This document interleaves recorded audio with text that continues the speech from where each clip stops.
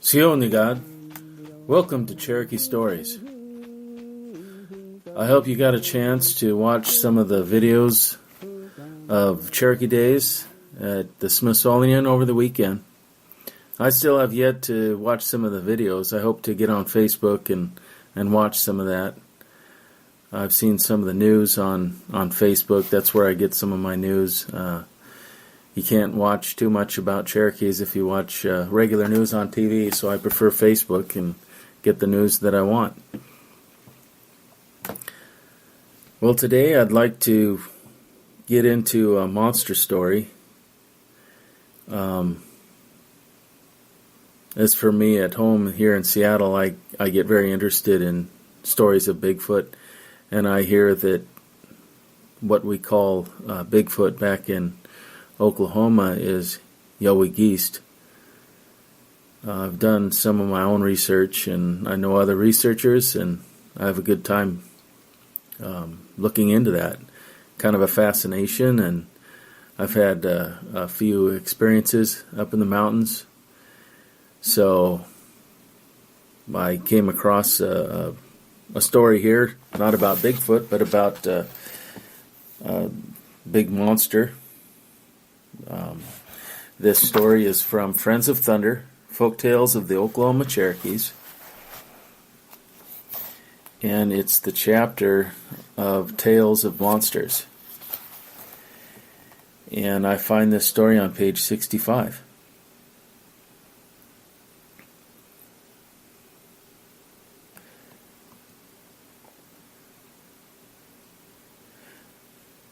This story was told by my father, and he said my grandmother told it to him. It was in the old Cherokee country where these Chunilgul lived. They were very tall, huge men. There was a couple there in the old Cherokee country, an old man and his wife, who had 2 daughters of marriageable age.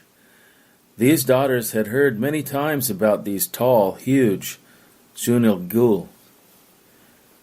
These daughters were very desirous of seeing the Chunilgul for themselves because they had heard fantastic tales of these tall, huge men. They had heard that these men could pull up large trees with their bare hands alone. That's what they had heard. And that's what these young women desired to see.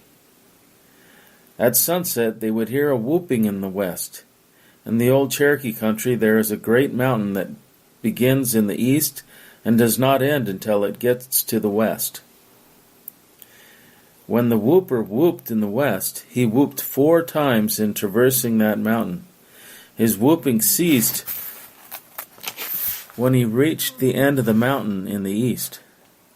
At sunset the next evening, he began whooping at the east end of the mountain.